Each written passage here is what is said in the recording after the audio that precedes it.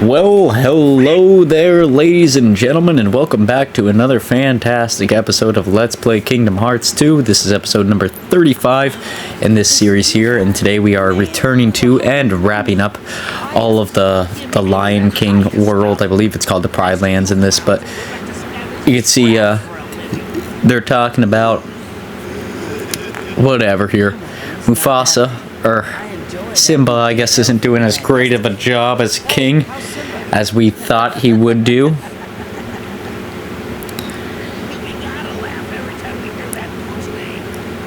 So they are antagonizing him. You know, they're sort of saying what a joke this man is, and I disagree. I think Simba's a good guy. Open a soda pop there. Looks like Goofy's been hanging out with Simba too much from that past little screen bit that I just saw there. But yeah, they're laughing at him. Whatever. These guys, I remember fighting these guys. We're going to be fighting these guys later in this episode. I remember doing it. It just... I was blanking on when it actually happened. So we'll be doing that this episode. It should be... I don't know. It'll be an event, I guess. But there we go. Let's go to Pride Rock. Let's check up on Simba and see what's going on. Because... Oh, what is this? Oh, it's Scar. He has returned from the dead. He's a Darth. He's like the Sith equivalent of Obi-Wan Kenobi. This isn't good. Yeah, we should tell Simba about this. I wonder if he's up there. In his house. Probably. That's probably where he's located. It's a good starting point. You can see my drive form is down. I've been training up my drives here lately. That is a big part as to why we're not immediately battling Roxas. I'd like to have a little bit more abilities into going into... I guess that is a spoiler, shit. Into going into deeper territory of the world that never was. One of our next bosses is going to be like almost like a fight within our memories, within Roxas himself, so it's a pretty tough one. Probably the toughest fight in the whole game, if I'm gonna be honest. I struggle with it consistently, but we won't be getting there this week. We'll be hitting that early next week. That's likely the course, because we only have this and one other world to circle back on, and if you could guess the other world, drop it in the comments down below. It's my favorite world, if that's a hint. Favorite, of course, being used sarcastically there. It's my least favorite world we have to go to after this to wrap that up. But well, I guess actually I don't want to give too much away. Take a guess, take a swing at it, drop it down in the comments, but we'll see you there. But he's like, that doesn't concern you. I'm gonna be moody. I'm Simba. I have problems with my dad. Okay, yeah, but he's not here, Simba. This one's on you, pal. And the most important thing you could do is be a king and further what your father would have done. It's like, it's all up to me. Oh, yeah, that's right, I'm in charge. We're comedic relief characters. Blah, blah, blah. Here we come, Simba. Be the comedic character that I need to be, so that way you become strong. You gotta live for today. Find your own path. Don't eat the warthog. Not my father's. Oh, I'm glad to hear you say that, love interest, because while these two were gone, guess what? Me and Simba made baby lions. Oh, Simba, you dirty dog, you. And they're all excited for him. They're like, we know what's been going on since we left this world. What's been happening on Pride Rock? Somebody show the camera. Somebody show them. I know this has been filmed.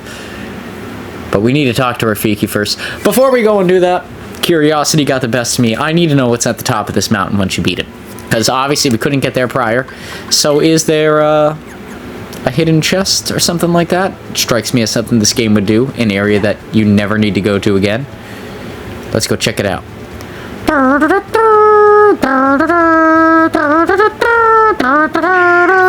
There's a bunch of Heartless. That's it. Okay. Yeah, that kind of makes sense. Honestly, this might be a really good place to rack up Wisdom Form when we go and do that.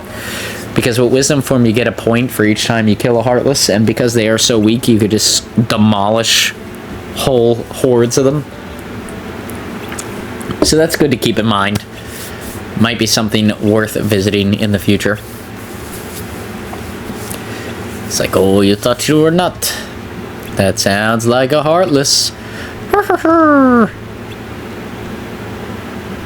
Nobody worry about the Heartless, man. I've been living out in the woods where Simba was.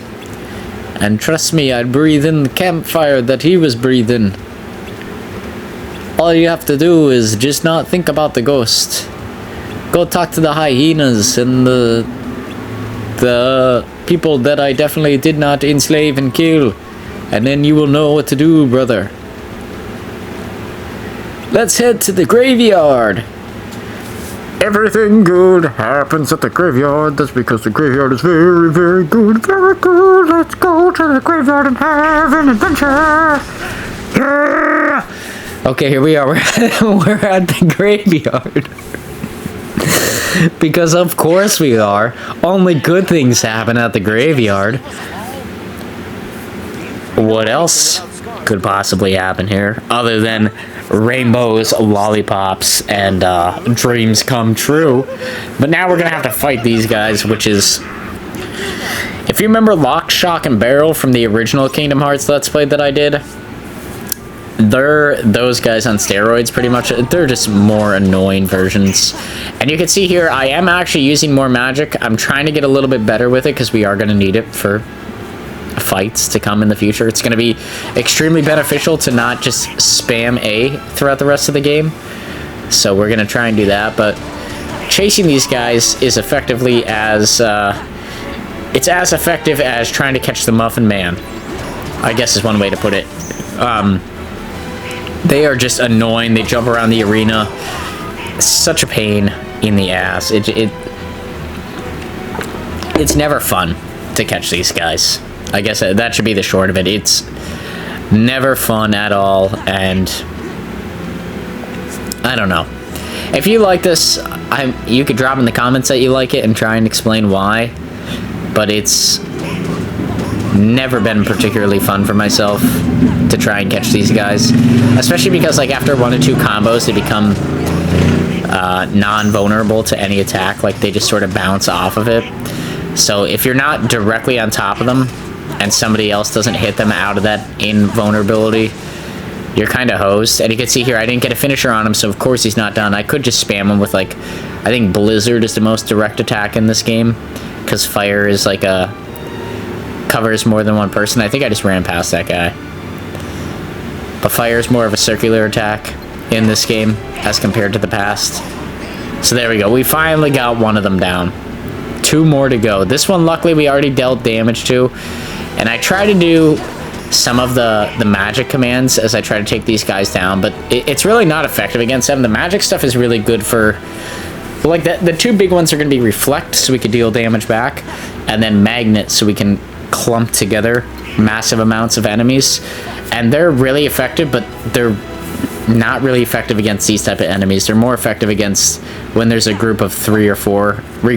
Reflect is honorably more effective against a one-on-one combat, but not when your combatant is just running away. It sort of defeats the purpose, because Reflect just takes the attacks that were dealt to you and deals them back to the enemy. It's going to be very useful during boss fights, but in a situation like this is essentially useless. It's not going to do much. We're just chasing these guys around the arena right now, and I'm honestly just going at it with, like, guess where they are and sort of swing in that direction. Because honestly, any other way you deal with this is not really effective. They just run in circles around the map until you see them. And then you finally get them in a corner like this, and you could deal a lot of damage. And that's really all you need to do. So there's one more. He's right there, but he has a full health bar, so this is going to take a little bit. It doesn't help that, like in the original Kingdom Hearts, when we went to the mermaid area, right? Like, just the controls switch dramatically for this world. So it doesn't help that, like, this is the only world like this. That definitely puts, like, a dent in the... Oh, there we go. Actually, Reflect did help here. That's good to note. Our Magnet did. So let's keep summoning that. Damn it, it didn't work that second time. He just must have been out of range, but... Yeah, it is good to note that. And like I said, just when we went to Atlantica the first time around, we had the same problems. It's like, when you completely change the way that you play the game and it doesn't have any impact on the rest of the game, it's sort of a Debbie Downer for beating these guys.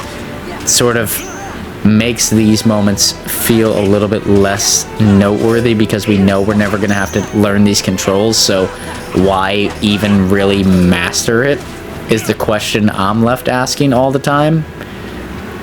But that's just me. I guess if you're not that way, you enjoy these games more than I do, I guess. But it is stupid that, like, oh, this boss is... Catch the guys doing bad things. But there we go. We finally get through with it. You can see all these, even though they're, like, technically optional fights, because we could just storm our way through the rest of the game, we do get some accessories and some items and things like that for doing them. And I know I'm not a big, like, 100 completion of any sort of game stuff, but it's good to pick that up when you can. But then these guys are like, oh yeah, that's right, it's coming back to me. He hangs around. Fraidy cats. Yeah, he's just a bully. Look at him. He's like your tattooed cousin who spent way too much time in the locker room at high school. We're like, Simba, do something. Do something, Simba. Like, oh, you must be a great ruler. Ha ha ha. You're the son of Mufasa. Simba, what are you doing? Simba spent too much time in the woods with this Hakuna Matata bullshit to deal with this. He doesn't know what he's getting himself into. Simba. Come on. It's like, Rafiki was right. Simba's a bitch. Oh, I'm a turtle. God knows. God knows what to go for. I don't know why they need to crab all over Simba's character twice in one world. He had no character growth from the last time we saw him until now. In fact, he's pretty much gotten worse because he proved to himself that he could do the thing, and now that he knows he could do the thing, he's like, I can't do the thing. Do the thing, man. Do the thing. It's not that hard. You got people who are rooting for you, including the Jamaican Rafiki here. Come on. I know, he's at the Oasis. It's our favorite hangout. Oh, so while we were dealing with the ghost of Mufasa, he was out there grabbing some good old chocolate chip ice cream, hanging out, watching the sunset, watching a little bit of the waterfalls, taking in all that good reefer air. And he's just like, I just need to take a nap in the woods. Father, Obi-Wan Kenobi. Oh, your daddy's abandoned you, Hassan. That actually sounds like a joke I would make in this situation. Thank you. And you can see I paused here for a second. I just wanted to take on the Ghost of Scar to show how big and mean he is.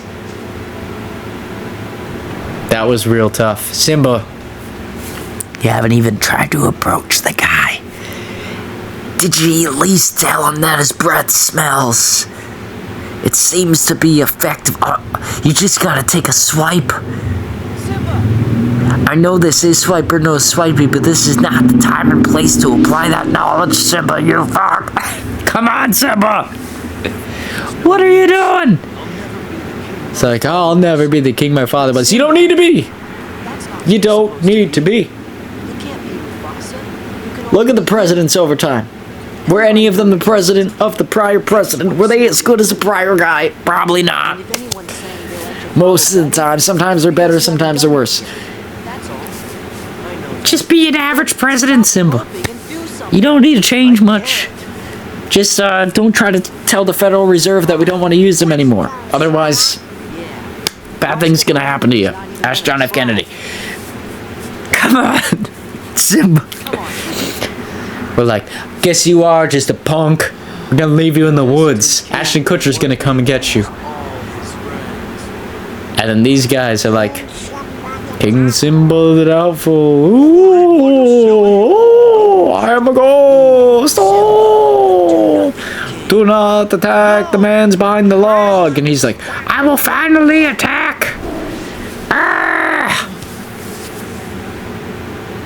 We're like, you did it, Simba. Woo. Woo. We videotaped it. We got it on TikTok. You don't even need to do it again. All you need to do is like, comment, and subscribe on this video, and everybody will know that Simba was the man. That's all you gotta do. Woo. What is this storyline? What is it? Is anybody finding this entertaining? If it wasn't for me doing the voiceover, is this entertaining in the slightest? Like, oh, Simba was a bitch. Oh, then he wasn't. He kicked Scar's ass. Oh, we come back and Simba's a bitch again. What is any of this? What is it? I truly don't know what the movie's going for. Because I've seen The Lion King 2. At least I think I did. And I don't remember it being this bad. It might have been. I was like the size of a peanut. I don't know. It could have been terrible. This is terrible. I do remember there was a cool add-on to one of the movies that I had where you could ride a roller coaster with that guy right there and Pumbaa. And they'd make all sorts of wacky-dacky noises. That was fun. Don't remember much else about these movies. But here we go. Simba has returned to his prior glory. Not quite yet, because Pumbaa is stronger than Simba. He's standing up to a lion. I get it. You can't really become Ghost Dinner, I guess. How does that work with the ectoplasma and Ghostbusters? When there's something strange on top of a rock, what are you gonna call? Apparently Simba!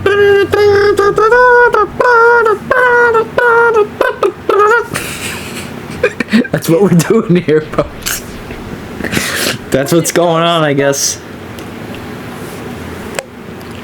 God, I hope this voice recording sticks on the first time. For whatever reason, I'm able to nail the Lion King story. I think I got it per beat. But then we look off into the distance and what's going on. That doesn't look good. That's usually not good. Spirals of darkness in the distance usually does not indicate good news. I'm not the most fluent on spirals in the distance, but spirals of darkness in particular. Something tells me we're not going down to the Cheesecake Factory. That's my guess. Oh boy. What's it forming into? It's forming into...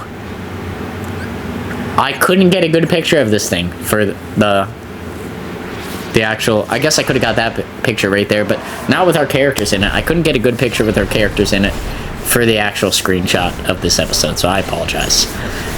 But just like every other big baddie in this game, there's a bunch of triangle commands. Because of course there is. Why wouldn't there be?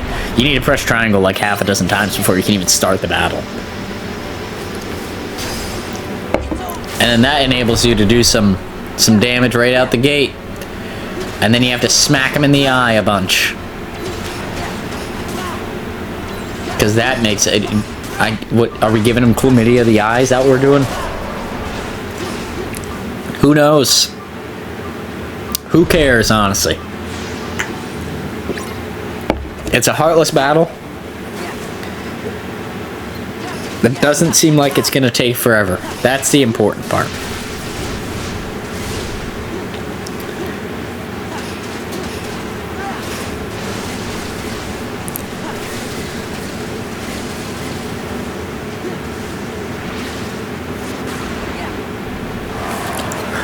It's the Heartless battle in Mulan's world is 10 times worse than this one. in terms of time sink and anything else. I find this one a lot more enjoyable. It's a lot longer than it needs to be. Anybody who says that, I fully agree with them and understand where they are coming from, but it's honestly a lot better than some of the other Heartless we've had to battle throughout the game, so I'll take it. Now we're stuck on the foot stomps, which some people might say is stupid, but I've seen my dog use foot stomps as an attack, so I get where it's coming from. But when you get cornered here in the middle of all four of them, it's kind of stupid. And it kind of just makes me want to wait off to the side until something actually interesting happens and I can get into attacking range again. Because otherwise, even I can acknowledge I'm just going to get pwned if I continue to try and attack like that. Like, that's what's going to happen. But we just keep whacking away. I mean, that's pretty much 90% of the battles in this game. Is continue to press the attack button and you will win. And when a command comes up, just spam triangle as many times as humanly possible. I'm saying triangle even though I'm playing it on Xbox, which I don't believe the command on Xbox is triangle. I believe that's my old PlayStation memories coming back to me because I originally beat this on PlayStation 2, but yeah, a lot of the times it becomes a spam fest. Is a triangle here? If a triangle here, no, it's Y here, yeah. I was gonna say, it's either Y or triangle. But yeah, a lot of these bosses just become a spam fest. Just spam it until you get them into a vulnerable state, whack away at them, do massive amounts of damage. Those are the boss fights in this game. More times than not.